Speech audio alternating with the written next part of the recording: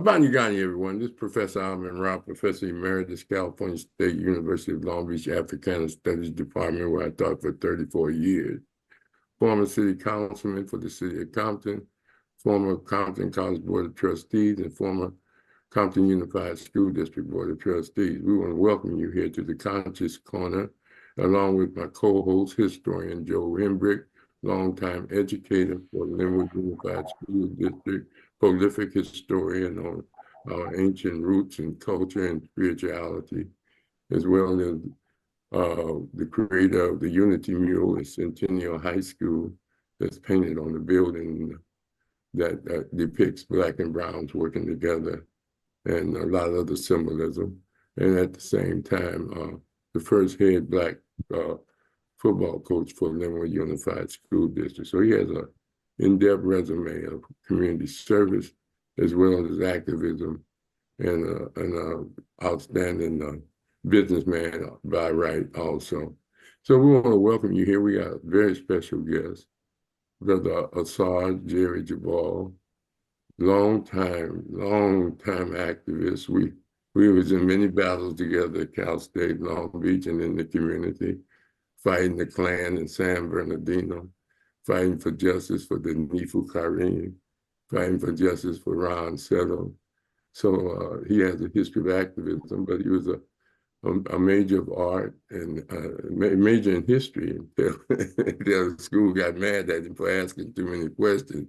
So he switched it to art. But he created the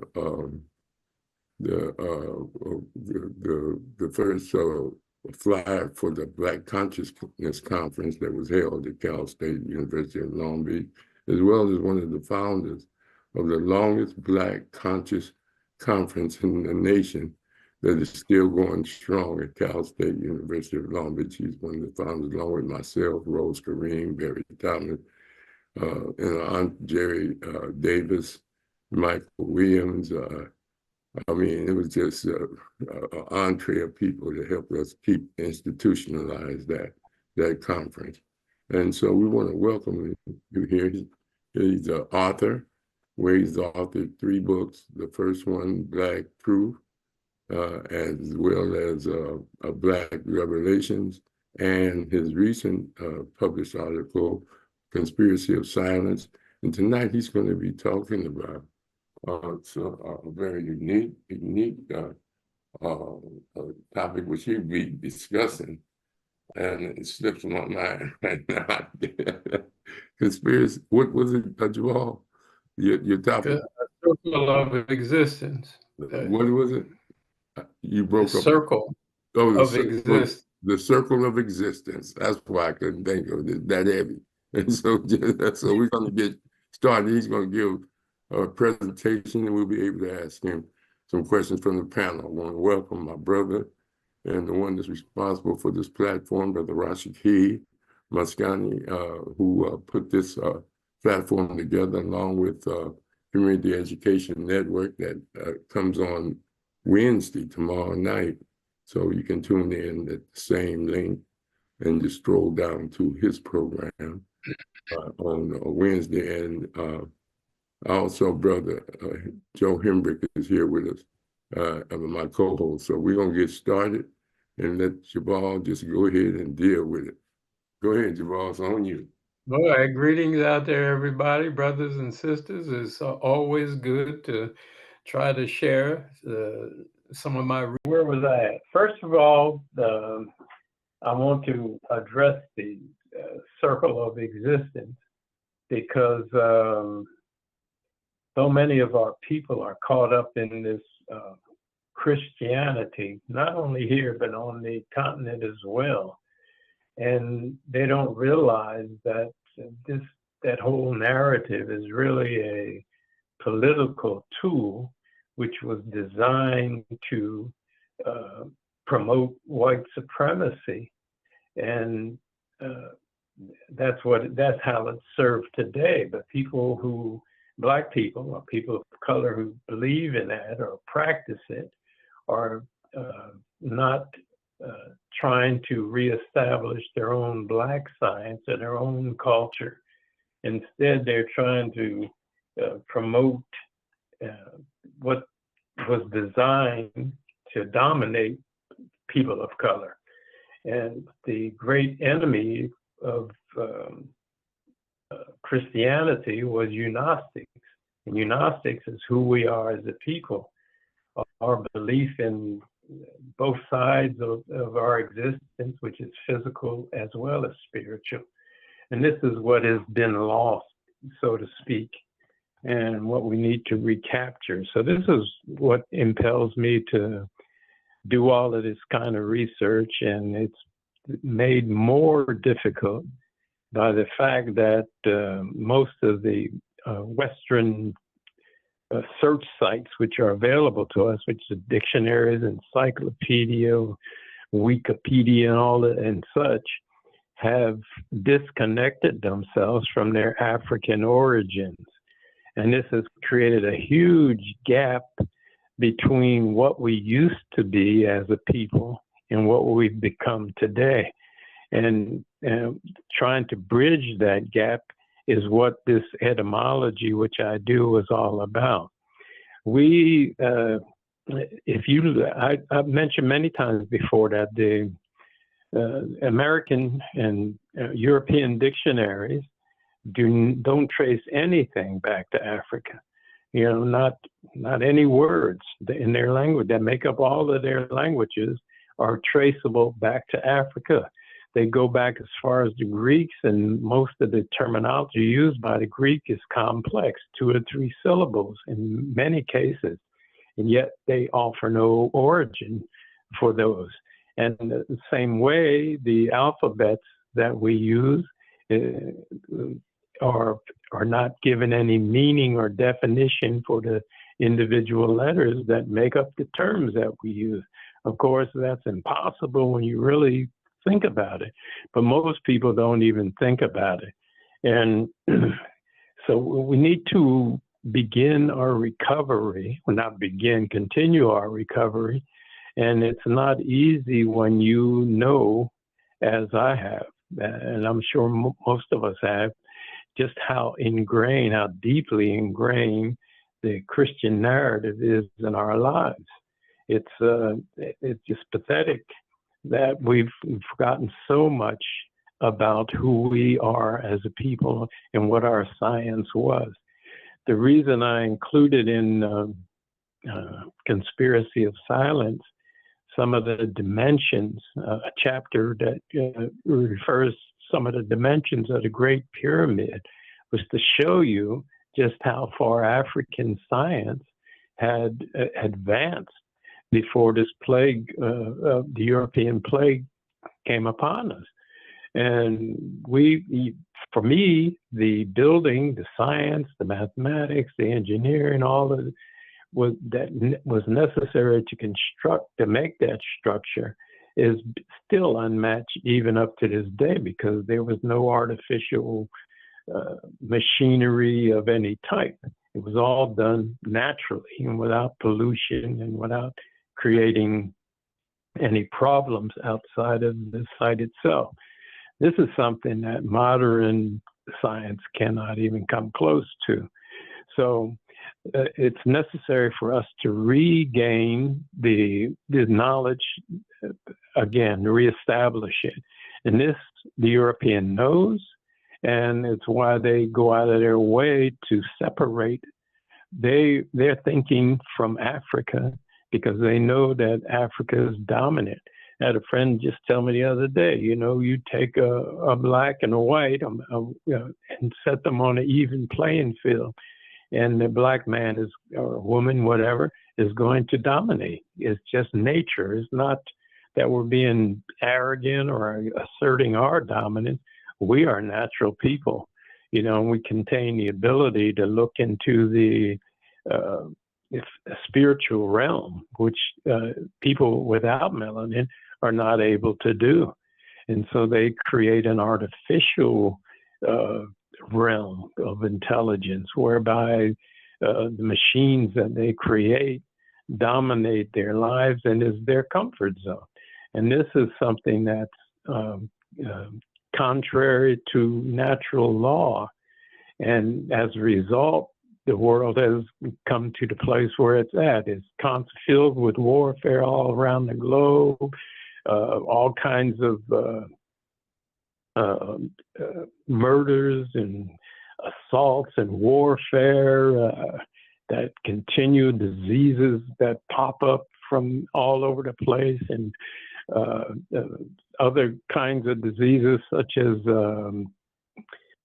cancer and those kind of diabetes and obesity and all of these things which are unnatural, did not come about because of natural science, but came about because of artificial science, which is plaguing us. So this is what impels me to do this work. Now, the gap, as I said, is huge between what we learned in Africa and what we're learning now and in European science. So we need to somehow find ways to cover that gap and reestablish who we are as a people. That's what drives me. So let me give you an example. When I say the circle of existence, I'm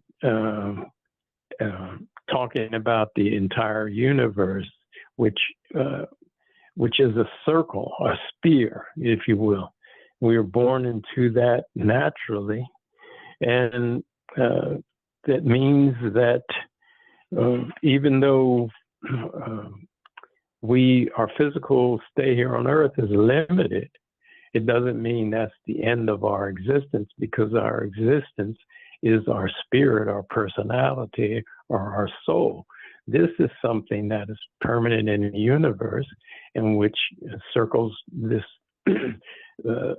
circuit going from life to death and in the afterlife, the rebalancing of our minds, and then being granted immortality, and then being able to physically conceive, and then go into the uteral stage, and then rebirth. So this is basically the circle of existence.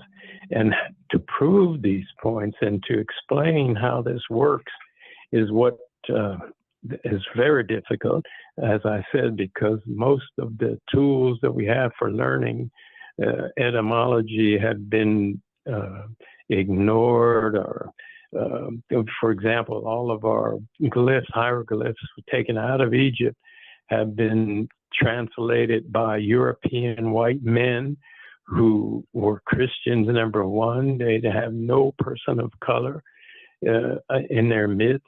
And once they discovered that their own Christian origins and their own physical origins was from Africa, then they started doing everything they could to conceal, misdirect, or omit, and basically just throw up all kinds of barriers, intellectual and learning barriers, which is a big problem for us today. So to reestablish that is not easy when you consider that the glyphs that they interpreted or translated were mostly glyphs which they stole from the tombs and grave sites all across northern Africa.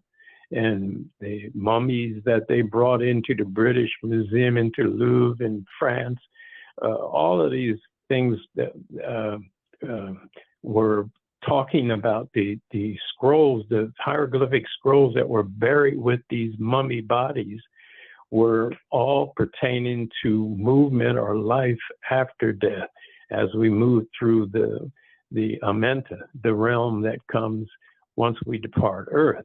And so as a result of that, the normal, average, everyday life and interaction between the ancient people was lost because they were destroyed by the Christians. And the reason that there was this gap between people who knew how to read the glyphs from 400 BC all the way up until the 19th century is because that much of it was destroyed once the Catholic Church came into play. the Roman Empire. They destroyed Gnosticism, burned books, scrolls, destroyed the great library in Egypt and Alexandria. And the result is we have this huge misunderstanding. And then plus, when they do their translations, they try to impose their own beliefs and thoughts and not the original ideas which created the glyphs in the first place. That's all African. So there's a huge need for Africans to translate these glyphs themselves, ourselves, and to go around the world and seek out people of color in various cultures and languages and linguistics and religions, etc. And they need to get together and determine what really these symbols mean, how they were employed, and how they're related to actual natural life in the ancient realm or ancient world. Because now we are truly a lost people. We're just separated from Africa.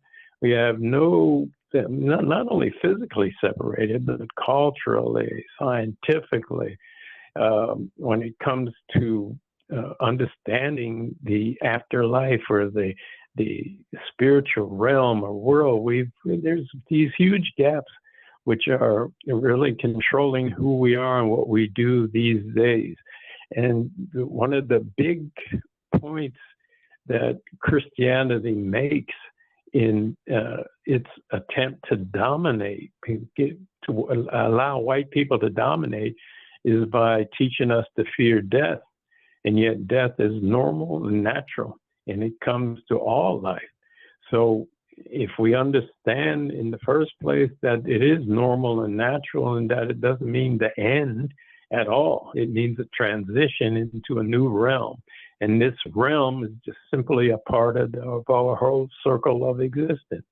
So once we reestablish that point, that's what I'm looking to do by interpreting and showing how these people have used Christianity as a tool of white domination.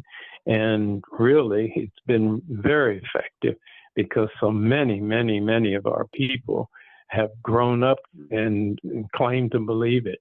And so that's the gist of why I do this work, and will continue doing it until I make my own transition.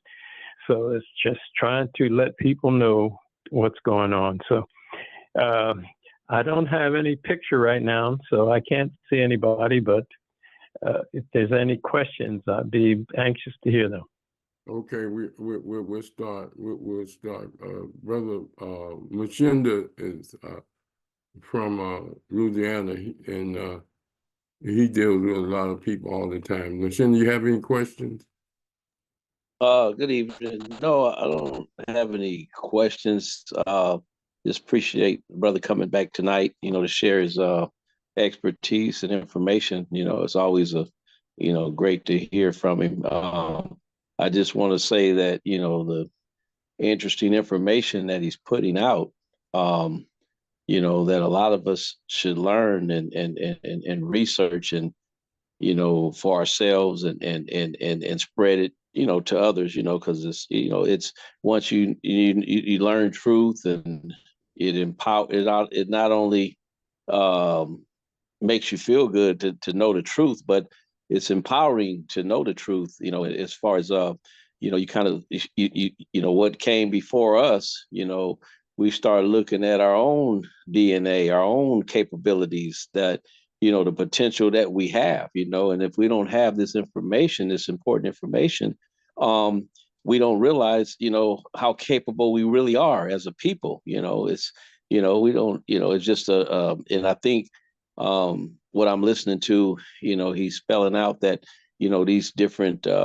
ways to suppress or to divert your attention and to try to keep you from learning the truth, through the infiltrations of other ideologies and beliefs and things like that, you know, I deal with young people and older people on a regular basis in an educational institution. And it's amazing how many people that don't have a clue about what's being discussed tonight.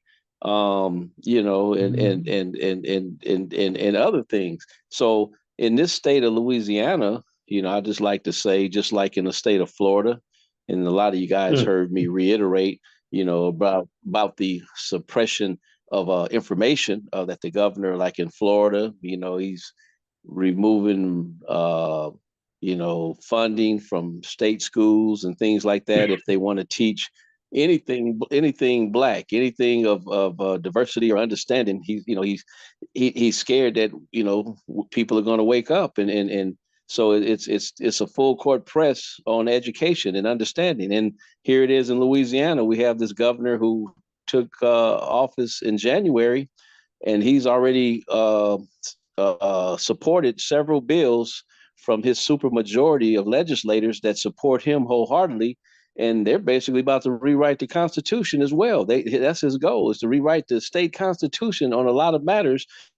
But one of the big ones is he's threatening to remove funding for any state school that, you know, talks about this kind of stuff, talks about any kind of Black or African history.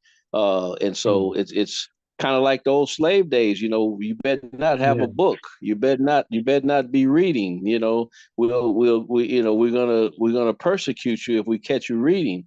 And that's what, you know, it reminds me of that. So I just, like I say, I'm going to continue to learn and spread information, and you know, I appreciate the brother when he. Hello?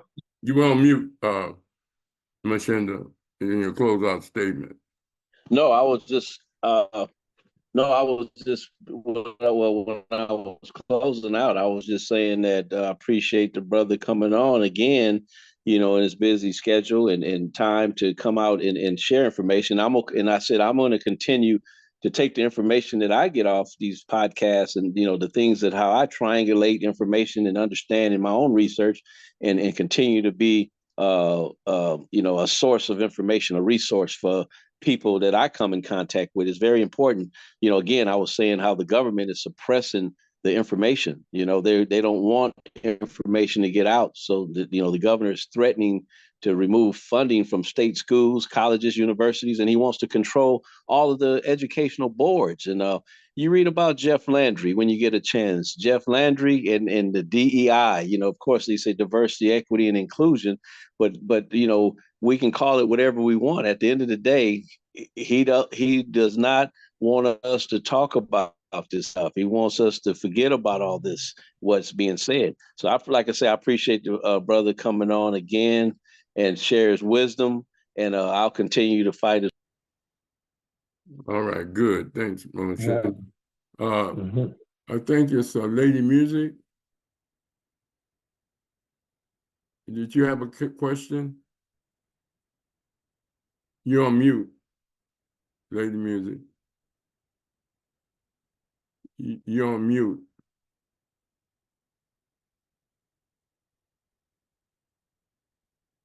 Okay, we'll go to Talib.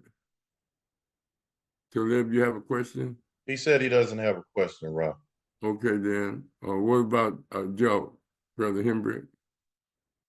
I don't have a question, but appreciate you, Brother Jubal. I love your writing.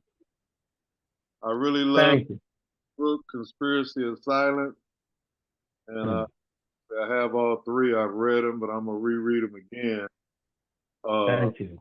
My question is, you know, in describing, you know, what Christianity have done to the African people, can you speak to the other two major religions that are out there? Well, you mean the Western religions in general, Islam and Judaism. We got a lot. Is that correct? Got a lot of young brothers that are becoming Hebrew Israelites.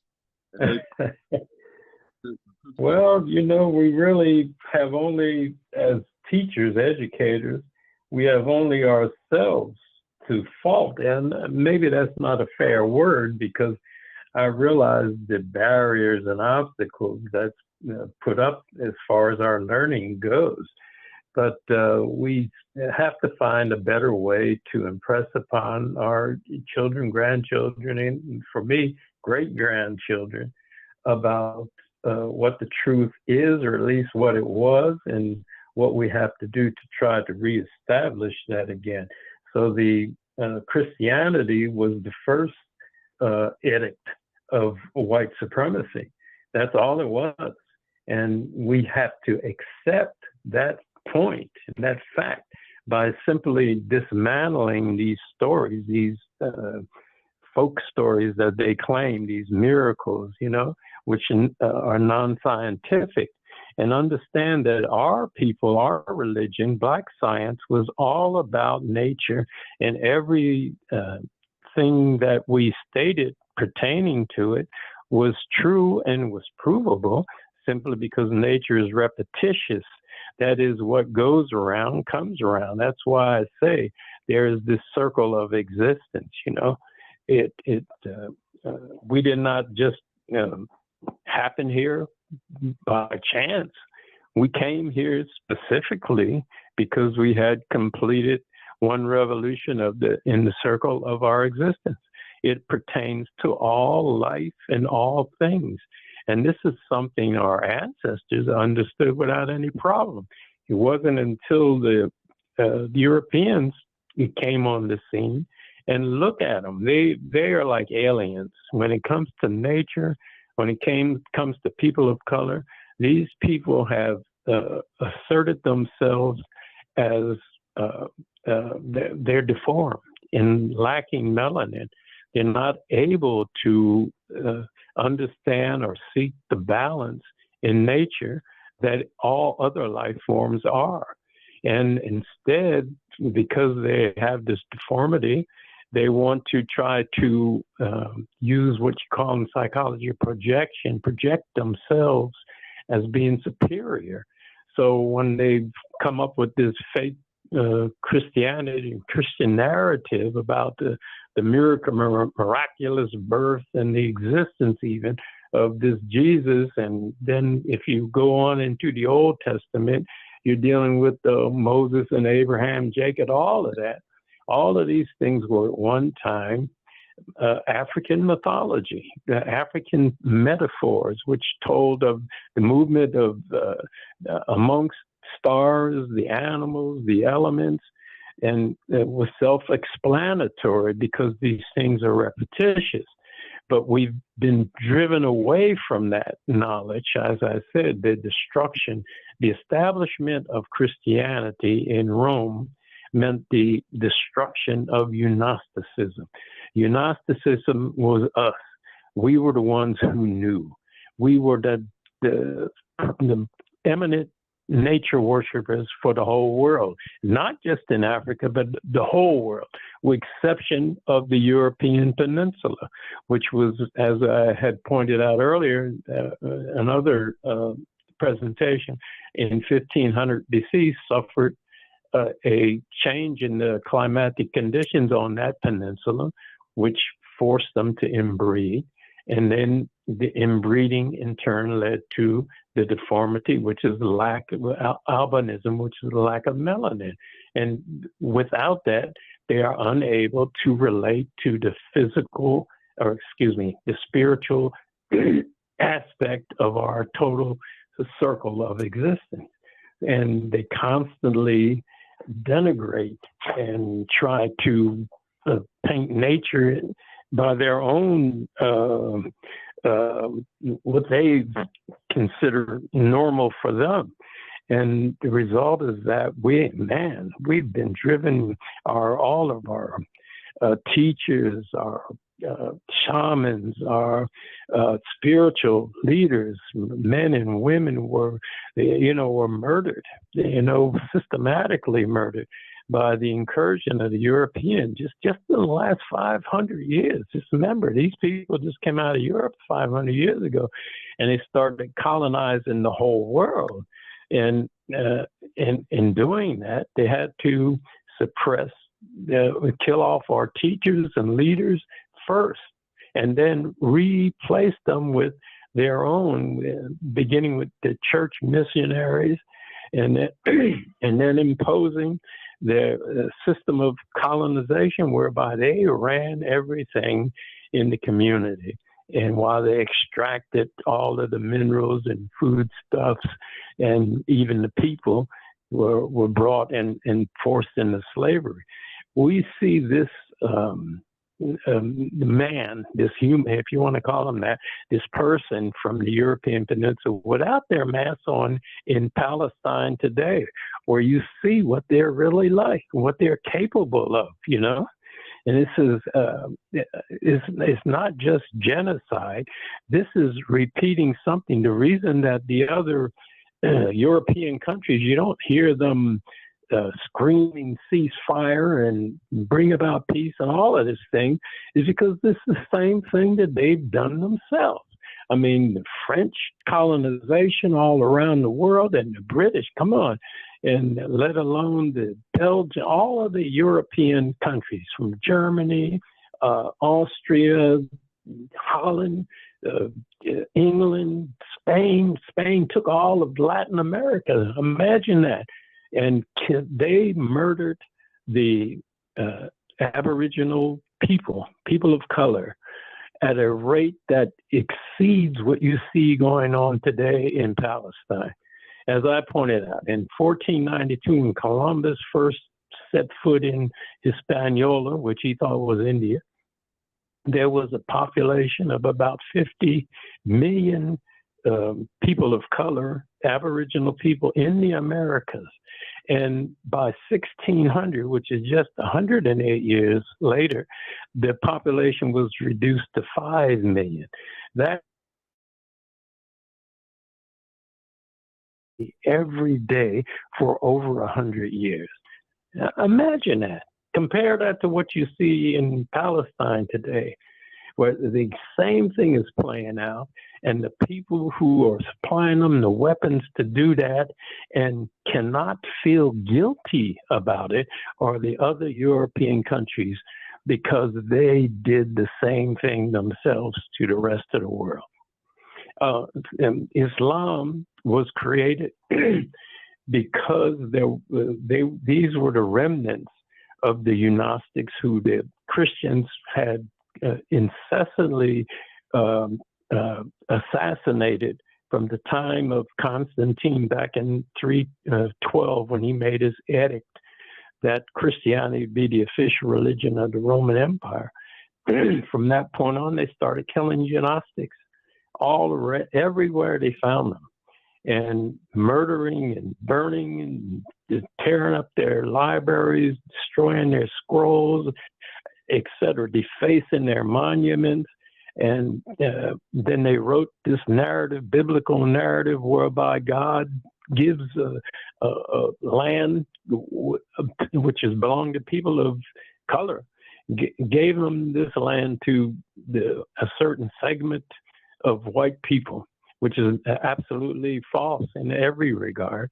And yet you see them using this as their justification for claiming Palestine as the God-given land. Come on, it's ridiculous. But on top of that, Islam was formed as they tried to escape from this purge by the Christians back in the 3rd, 4th, 5th century, and up until they created a religion based on what they knew, not what they knew about the Christian religion itself. And so their God in Islam is Allah, which is the same as the Jehovah or God of the Christians. And when you get outside of these 3 Western religions, as Christianity, Judaism, and Islam, then you come to the religions of people of color who are not being at that time persecuted. So if you go to India or China or anywhere else in the world, people worship nature. And this, beginning with Columbus, is what the Europeans set out to destroy and dominate. Just imagine that they could kill that many people, 45 million people just in the Americas. That's not considering Africa and Asia in a little more than 100 years. So this is what we're up against with these people. And we've got to, first of all, establish within our own minds that the transition that we make from life to death is normal and natural and was sacred to our ancient ancestors. They did not believe in death as an end. They believed it was simply a transition into a different realm as a part of the circle of existence. And this they taught about. How else could you explain the burying of the bodies amongst most of the native people around the world before the European incursion? And they would bury the bodies in the pose of a fetal, a baby in utero who was about to be born, or in this case, reborn. Or the Egyptian mummies, whereby scrolls with instructions on how to pass through the spiritual realm were buried with the bodies, so that this would guide them through the spiritual realm. And the ancestor worship was great then. And, I mean, you didn't do anything without calling the ancestors first. And all difficult problems was consultations by the spiritual leaders of each community with the ancestors in order to make a decision about difficult situations. So there's a huge gap that we've fallen into, and we've gotten so far away from natural, our own natural understanding of the laws of this planet that we live on, and this solar system that we live within, that we really have forgotten just about everything. And we need to reestablish that. And the best way, not the best way, but the only way, is to do it by, first of all, let's deal with these letters. Let's go back and expose this European science for what it is: bogus, false, phony. It's only presented in order to give white people who lack melanin the domination over the politics, the day-to-day living over people of color. That's what it's all about. And it's that simple. Okay, good. Joe, you have any other questions? Not a question, but since he was talking about the genocide, he left them Belgians out down in the Congo. Well, hey, Europeans are Europeans. It doesn't matter whether you're Belgian, Holland, or France, or Germany, or Italy, or whatever. They're all one peninsula. They were affected by the meteor shower that struck the Earth in 1500 BC, in which, for whatever reasons, caused the Fimbul winter, the cold winter, to descend over the European peninsula, and it lasted for centuries. And the people ended up with the inability to traverse between communities, so they stayed within their own, and that in turn led to inbreeding, which in turn led to albinism, and which in turn cut them off from the source of Africa, from the African source, and also cut them off from the culture, from the nature, the laws of nature. And so once they established their own armies, which were armies of conquest for greed, not for survival, but for greed, then they imposed that system of dominance over all people of color. Most people of color were in peace. There was no standing army. They had no need for armies or large groups of policemen and all of that. People trusted each other because they're all the same extended family. They're all from the family, so the Europeans literally walked in and started their murderous thing. And it hasn't changed today as we see in Palestine. We have to get the lesson from these so-called Jews who are nothing but Europeans, who are white people, who are now demanding, based on their own biblical folklore, which they rewrote themselves about 5 to 6, between 5 and 10 AD, 5 and 1000 AD, they wrote this narrative that you call the Old Testament or the Judaism, and claimed in it that God had given them this land of Palestine. But they're European. They're from Germany. When Hitler came along and started exterminating the Jews, it wasn't their ethnicity. It wasn't about ethnicity. It was about the religion. And the only reason, the reason that Jews had to wear an armband that says that they were Jews with Star of David on it, or Judean, was because they couldn't tell them from the other people. Why? Because the ethnicity was the same. They're the same people.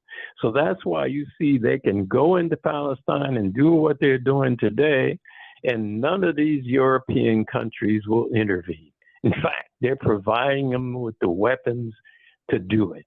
And Joe Biden is one of the worst of them all. He's a white supremacist. He might hide behind his, helping people and claiming that, Kamala Harris and all of these different people of color he supports. But the fact is, when push comes to shove, he is the one who's responsible for going over there and hugging this Netanyahu and supporting this genocide, this extermination of people. Man, it just shatters me. And Trump would be worse. So it's quite a choice that we're left with. But my choice is, look, we have to get back to who we are. If I could take time to do this kind of research and uncover this or that and explain things to where it makes sense to our people, then a whole lot of others of us could do the same thing. Don't think I didn't grow up in the Christian church, because I did. I was singing in Beulah Baptist Church choir as a kid, and I loved it, So I was caught up into all of that. But luckily, I went out into the world and recognized that, look, people of color in the world do not hate Black people. But Black people here, born in this country, are hated by these European white people because they know that they're inferior to us, and they project their domination as a way of combating that problem. All right. Any other question, Joe? Or statement? No, I'm good. Thank you. All right. Then Rashaki? Yes. Appreciate all that's been said so far. And it's becoming clearer and clearer to me. I'm not finished with the book yet, but I see a lot of the information, and I read all 3.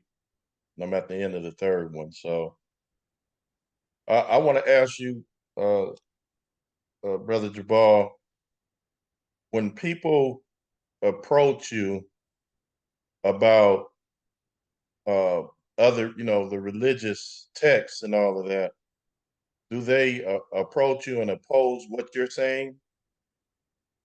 No, that hasn't happened in a long time, because I think people who are caught up into Christianity or any of the other religions, any of them, that they know that what I'm saying is true.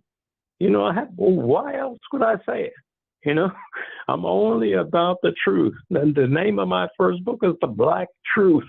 Look, this is the facts, and they can be proven. Every single statement offered can be backed up by science, whereas every single biblical statement cannot be backed up at all because it's folk stories, folklore, and perverted folklore, and it's designed to give to make white people supreme over the world, and they still live by that edict, and they're trying to create artificial forms of life that will permit them to continue that way.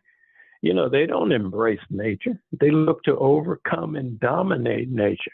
That's who they are. And we have to recognize that.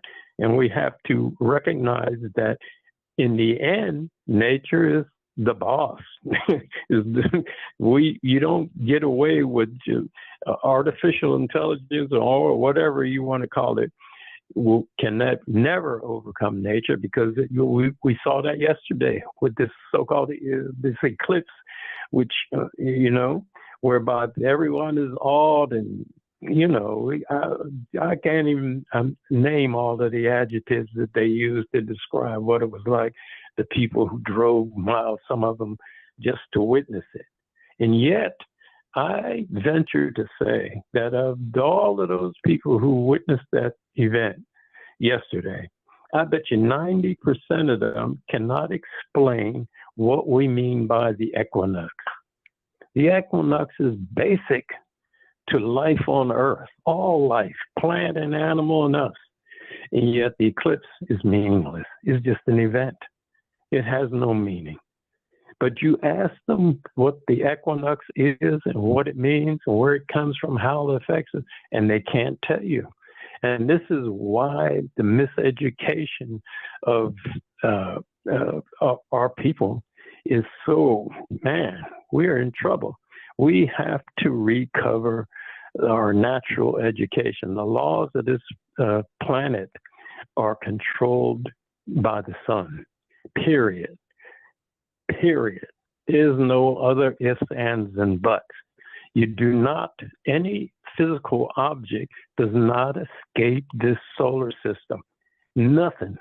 You could take a comet, some of them go and don't come back for 1,000 years, but they always come back, because it's like, I wish we had the picture so I can show you, but you've seen where something comes around, is caught in the gravity of the sun. This is a comet, mind you, and then literally flung around the sun and sent back out into space until it runs out of power and eventually returns again.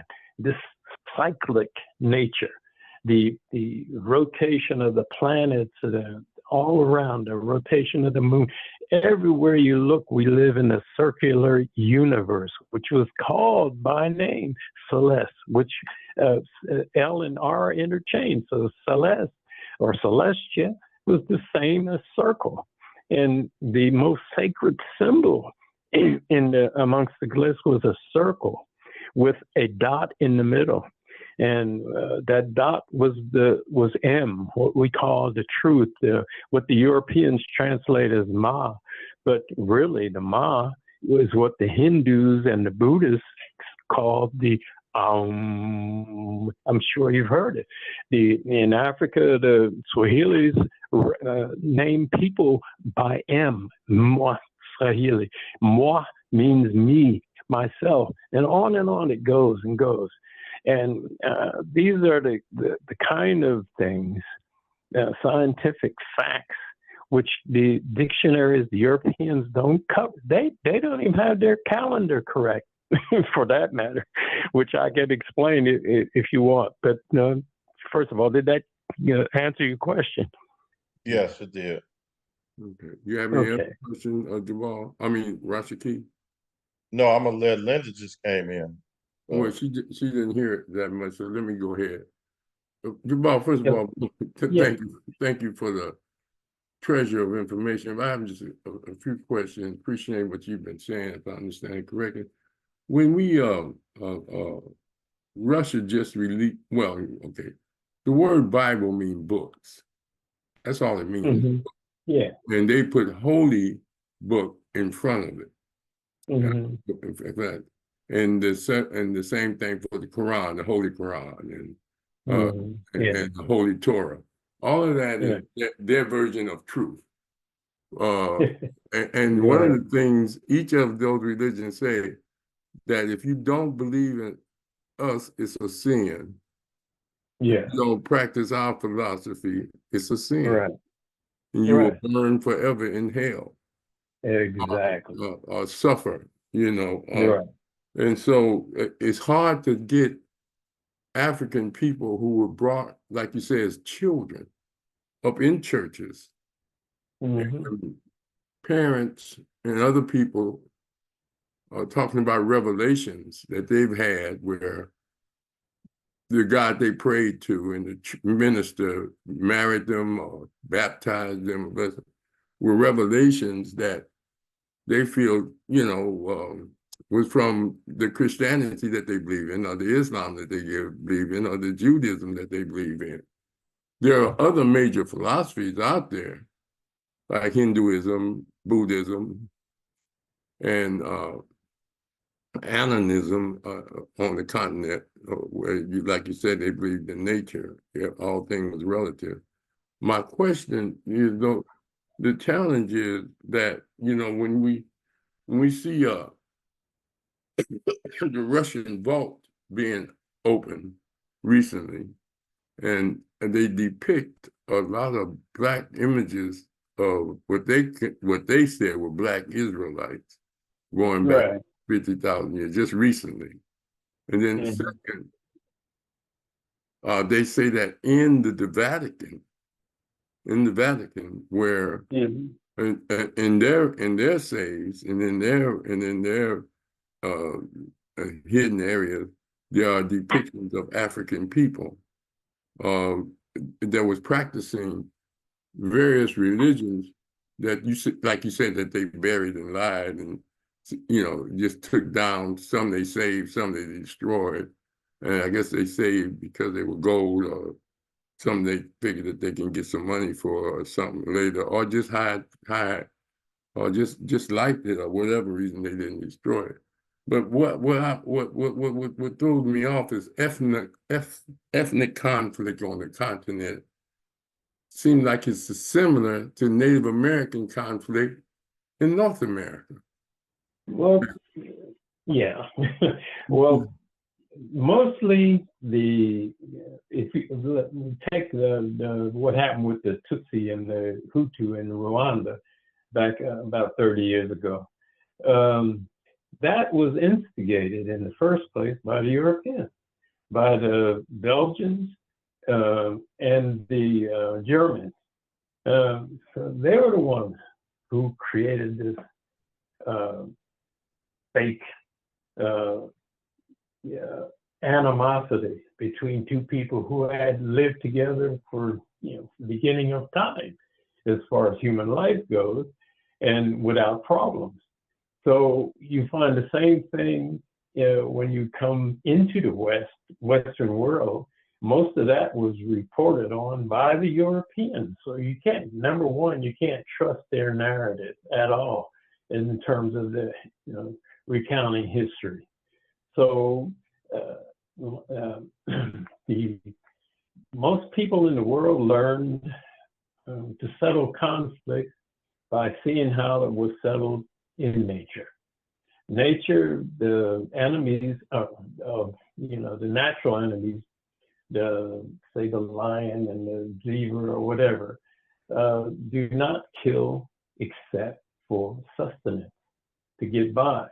And anytime there's a group of predators that confront each other, then usually the fighting between them is at a minimum. It's not an all-out fight. And once you establish that you're more dominant, they'll move off. The other group will move off and relent. And peoples, when they had conflicts between the various communities, usually use the elders of their communities to meet and settle the argument and make something agreeable to all. It was a family thing amongst people of color all over the world. So when you hear the European narrative, they try to impose their own theories about war and conflict on top of without considering what the natural native culture was, in order to make people of color look like they were, violent, cannibals, heathen, as they call them, pagans, savages, all the names that they use, And so the idea was to diminish these people in their own eyes, so then they can go and commit genocide against them, no problem. Yeah, their Bible said it. Their Bible specifically tells them to kill the non-believer, that they're heathen, that they're not worth saving. In other words, they treated them like we treat the cockroaches in the kitchen. You understand? This is how their view was. And look at the genocide they committed just in the Americas, let alone in Africa, all across Africa.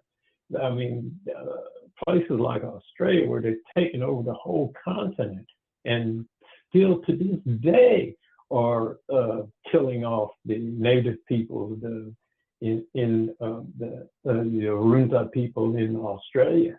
They've taken over all of New Zealand, where the Maori people are not able to recover. So you see these things. They tried the same thing in South Africa.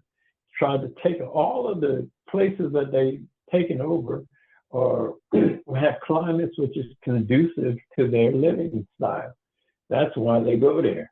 Palestine was a hard choice for them to make. They wanted to go to Uganda originally, but excuse me, and plus they wanted to go to Argentina. These so-called Jews from Europe after World War II. But so when you see them uncovering artifacts of ancient Christianity, remember, Christianity was not even a thing until Constantine came along in the 312 and conquered the Roman Empire and named himself emperor. And then the very next year accepted, made an edict that Christianity was the only permitted religion, because he wanted to establish himself as supreme over everything. So the split between the Roman Church and the Eastern Orthodox churches happened in the 5th century, 6th century. And then you had the what you call the Russian community of Christianity. And then you had the Greek community of Christianity. Then you had the Western Roman Catholic region of Christianity. But all of them were designed for the white supremacy, period. It's a term we're not accustomed to using so recently, but hey, that's what it is. It's political. It was established. Constantine was not a holy man. He was a general. There's nothing holy about it. He established it because he wanted political domination over the Roman Empire, which was 90% of the people, more than 90%, were Gnostics all over, So he had to crush that and establish himself as being from this fake, phony narrative about Jesus and St. Peter and on and on and on, establishing the papas, the popes. Come on. The whole thing is fake. When you put it to the test, when you examine not just the terminology, but the practices, then you begin to see that Africa had produced all of this in mythology, not in talking about people, but in talking about the elements, the thunder, the lightning, the rain, the sun, the planets, the different constellations in the galaxy. It was all natural. And they made mythological, metaphorical allegories about these events and how they interacted with each other. And that is what the white European converted, beginning with Constantine, or becoming official with Constantine. That's what they converted into these miracles, these Well, they're miracles. How else could you say it? And then when you understand something about the African culture that preceded European, then you begin to find the roots, and the roots tell you a completely different story. And you reestablish that, wow, we did put up that great pyramid, amongst not to mention all the other pyramids and monuments and temples, and established the first writing and the meaning for the individual letters, which the Western dictionaries don't even mention. Imagine that. They don't even mention the definition for the letters. But that's what that's the kind of misinformation, disinformation that we have to overcome, and we just have to apply ourselves to doing that. Yeah. In your circle of existence, when you see a snail turn into a cocoon and then into a butterfly, is that reincarnation? Would you say that again? You know how a snail turned into a cocoon, I think, and then a butterfly? Yeah. They went through,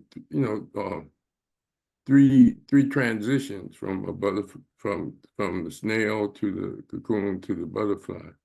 But they don't die in those transitions.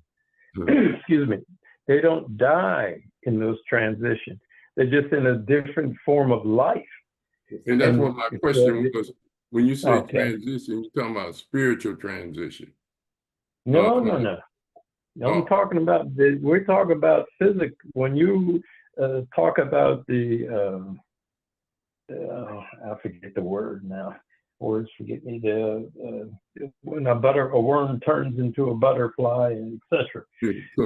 These things are not. They might not be alive in terms of the way we see it, the way mammals see it, but they are in whatever state of life that is. But when I talk about the circle of existence for humans, I'm talking about, look at it this way. When a child is born, and you saw it on the cover of Black Truth, there's a picture of a woman who's giving birth to a child, and it was called MES, M-S, M meaning the mother and S meaning the child. And yet that term does not mean beginning. It means the middle. The MES, you heard of Mesozoic, and I can't think of all the terms just off the top of my head, but these terms meant a transition from one phase of life to another. If you're coming from the uteral form of life, where the child is in utero, until they actually emerge from the womb into another phase of life. So it's very similar to what you could compare to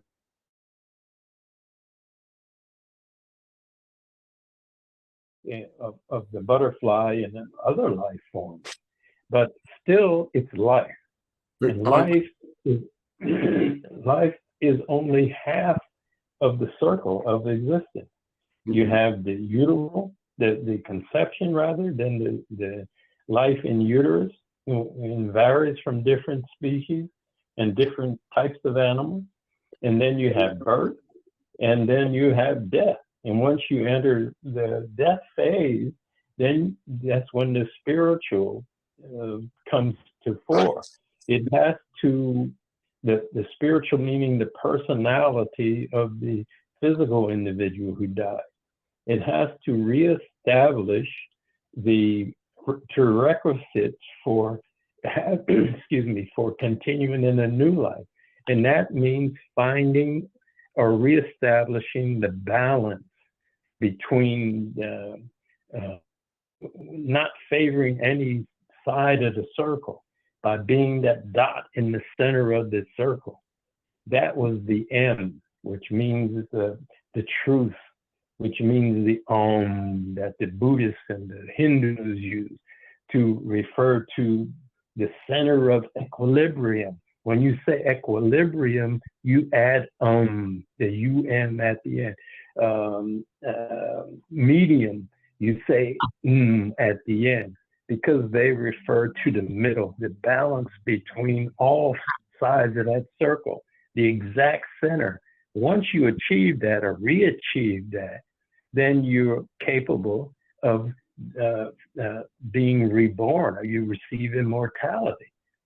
And you can then seek out the which is the ovum. You say ovum, O-V-U-M, but ovum is really because V is just the letter U. So you're saying again. And this is what the sperm, the male sperm in the case of mammals, re-seeks to enjoin, and then together they create a new life form or a new life. Okay. I went over quick. So I know. I didn't lose you along the way.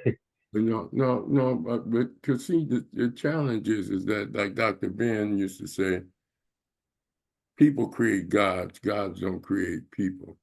And from every spiritual book, even if it's from Africans, people created it, one based on nature, one based upon dominance and justifying their genocide and greed, you know. Right. You know, I mean, right. You can see it because in the three major Western religions, you can trace the beginning of their books and the beginning of their religion and the role that it's played in domination. And this is why Brother Joe always talk about the role of Arabs and Muslims in the exploitation of African. They were European Muslims that Malcolm saw when he went over there. And saw that there were white people that were Muslims. But, you know, but see, the thing that is very challenging when we start talking about religion, you know, and I know you know this, is the difficulty in when you have people celebrating ministers' lives and you have military people like General Austin saying, this is a black general who had prostate cancer and didn't tell him. He said, there's no evidence of Israeli genocide. I mean, oh my goodness, recent, yeah.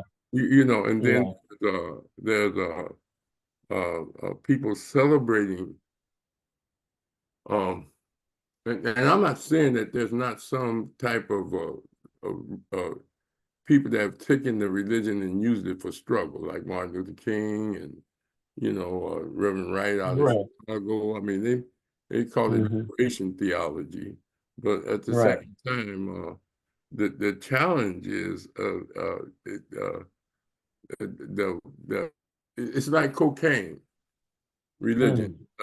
It's addicting. It's worse than crack. It's worse than crack. You understand?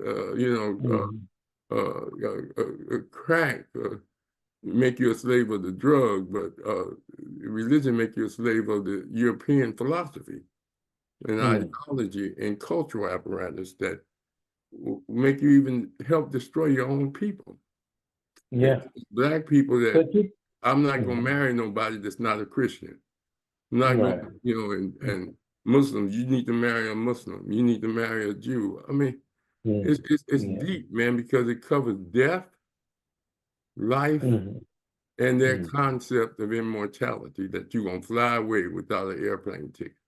You know, so it's a challenge. And then, Joe, well, we don't want to keep you too long, so you can make some closeout statements, and then we'll continue later.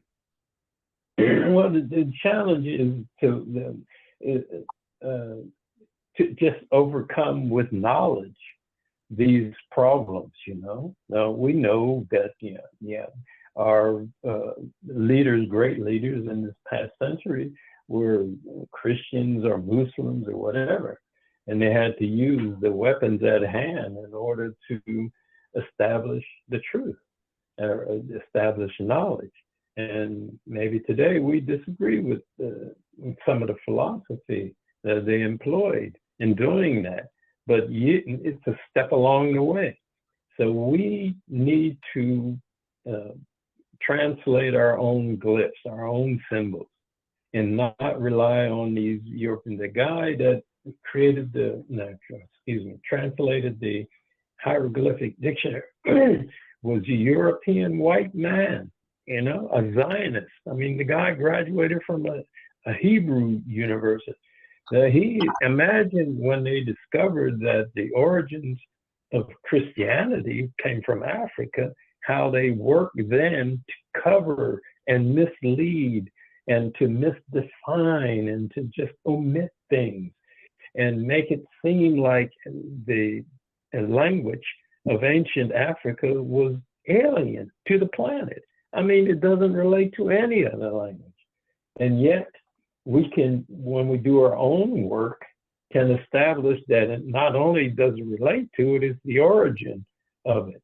And then once we do that, we can apply the true definition and begin to resurrect our people's minds. Because right now, as long as we believe that death, if you're not a good Christian or a Muslim, you're going to end up in hell, burning and whatever, and suffering forever.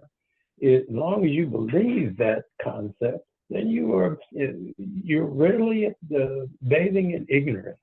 And it's ignorance that you'll continue, you'll teach it to your children, and they'll teach it to theirs. And it's an endless thing until somebody confronts these notions and says, look, we live on an earth that is a tiny speck out here. It's controlled by the sun, period. It's not controlled by anything else. You could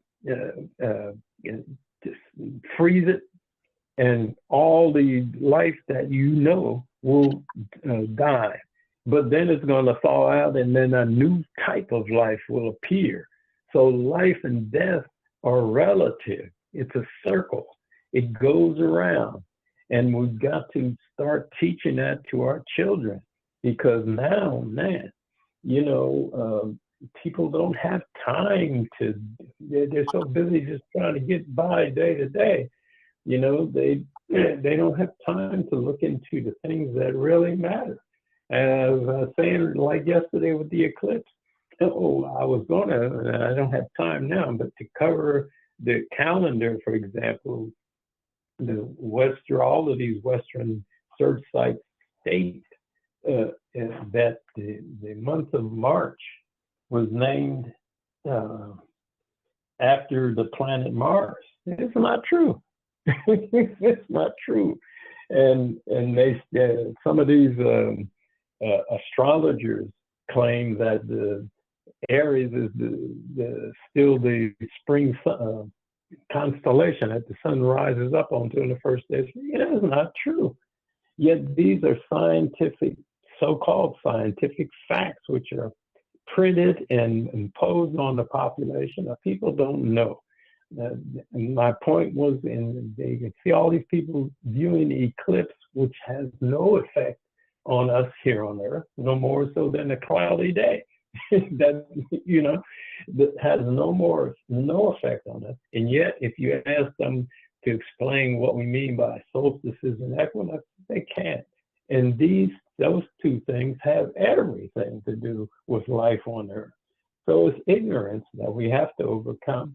And it's really not that difficult. It's hard for one guy to do, trust me, I know.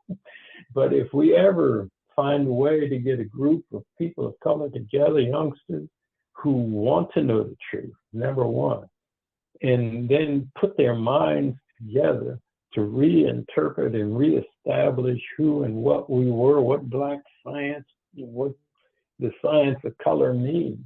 Wow, that would change everything. And you won't, Christianity is not growing. It's starting to recede. And it's, you know, had a long 2,000-year run, but it's starting to recede as people are becoming more and more aware of nature. They have to, because they messed nature up so bad, these Europeans, that the earth could end rapidly. So those are the statements. There's so much more that I wanted to explain, but we'll do that another time, another day. Yeah, I want you to see our brother. You can't see him because you're on the phone, but brother Fareed, you want to give him greetings, Fareed? Take us off new. He was at Cal State Long Beach with you. Richard I remember very well.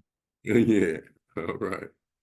Fareed, He was always interrupting my lectures with some off-the-wall Muslim stuff, as I recall. Yeah, Fareed. No, I don't think Fareed did that. Richard was with us on the BSU, and Richard, take off mute. Take off mute. You're on mute. But anyway, he can't hear, whatever. But anyway, Jubal, we want to say we really deeply appreciate your wealth of knowledge that provides us a deep thinking and critical questioning of what's going on in the world and how our people are addicted to European philosophies of the origin of life and the process of life, and what you got to praise them to get to heaven and all that type of stuff, and give us your money, like they said. When they came to Africa, the Africans had the land and the Europeans had the Bible, and then all of a sudden Africans had the Bible and the European had the land. And Rhodesia, all you had to do is go in Africa and see all the European names. At one time, Rhodesia, after Cecil Rhodes, who murdered millions of people. And then they give the Rhodes Scholar, and many Black people don't know it's celebrating the genocide of African people. That's, but, like you said, it's ignorance. I mean, they look at it as an honor to get a Rhodes Scholar. That's like, it's amazing. It's amazing. When you can get a Rhodes Scholar, you can get a scholarship anywhere. You don't have to take that, But anyway, and then you go to Europe to study. Oh, man. Get more and more brainwashed. So we want to thank you again. Brother Rashiki, you want to, are you still there, Rashiki? Oh, yeah, I'm here. What's on tomorrow? And well, Fareed raised his hand. I know, but he's on mute. Okay, let me question. I'm fine. So if you are, I am. All right. Okay, well, we'll go a couple more minutes then. Go ahead. Fareed, you got to unmute, Brother Fareed. There he is. King Fareed. My brother.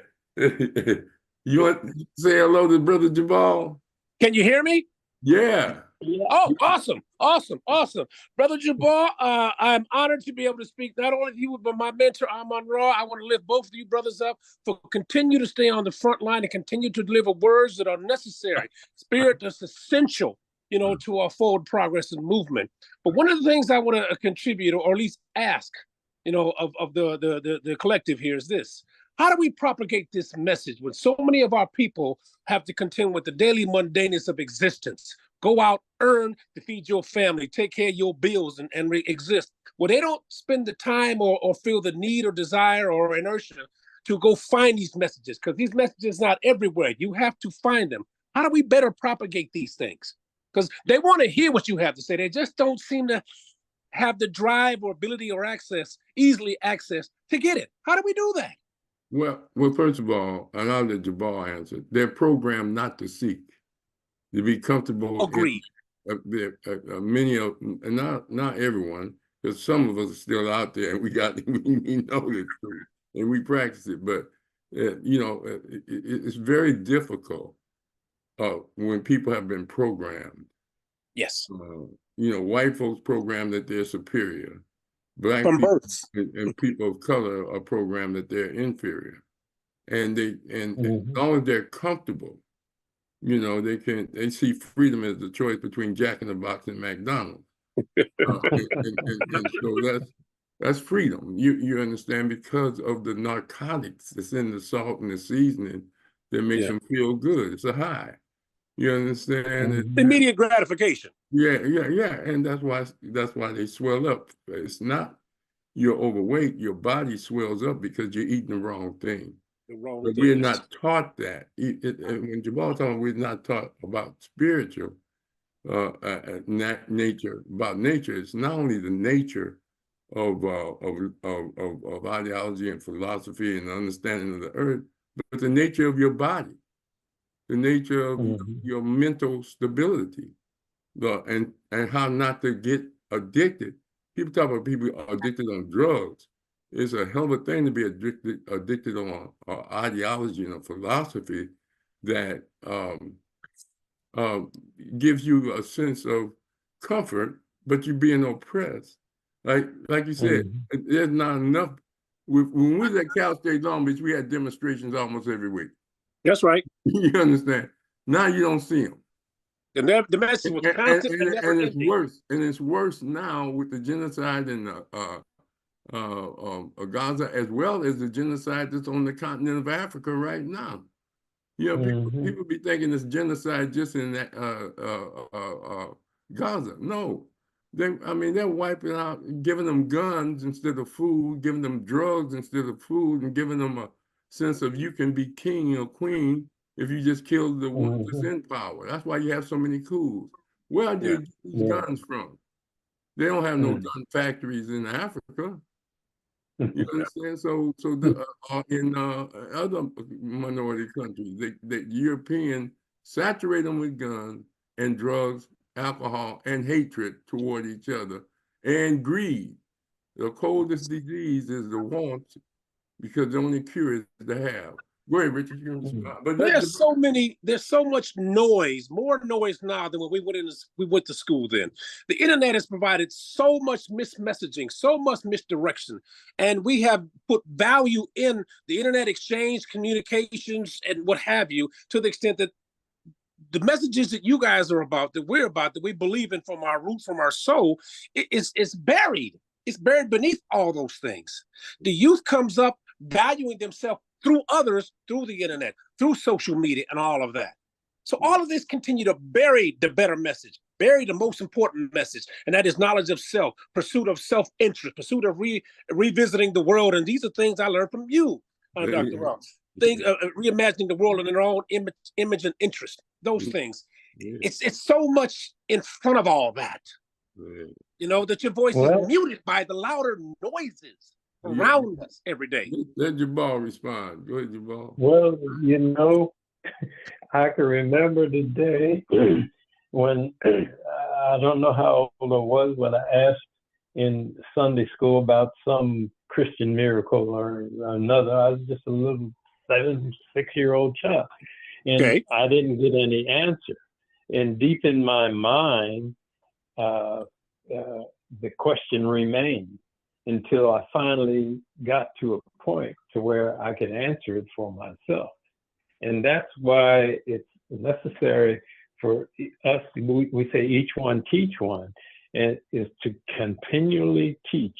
And right now, we are oppressed, and it is difficult, but we can't stop. You have to accept the truth, period. That has to be the bottom line, no matter what else that entails. And we have to accept the premise that we're going to die.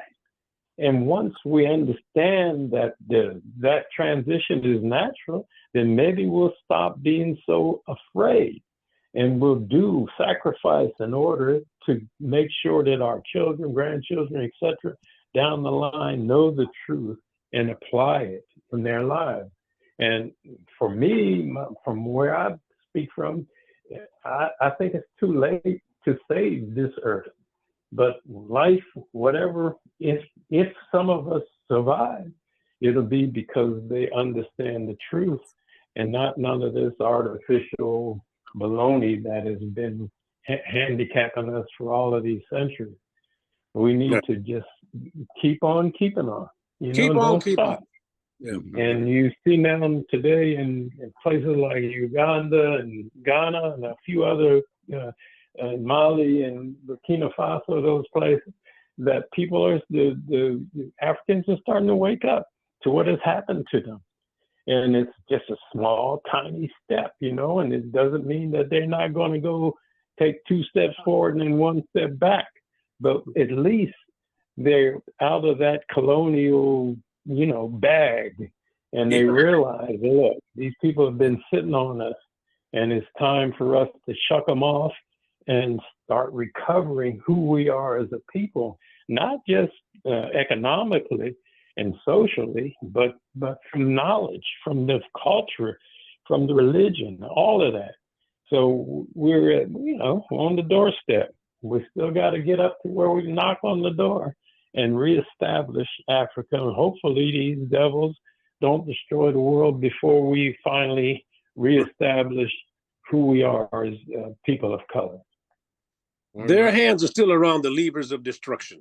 Dovetailing what you just said, it is one thing to live ignorant and to die victorious because you know about yourself, you know about what's best for your interests and your family and your people, and continue to share that. The Caucasians continue to propagate his message all day, every day, through everything we see and hear, right? Every single day. It is ongoing and never ending.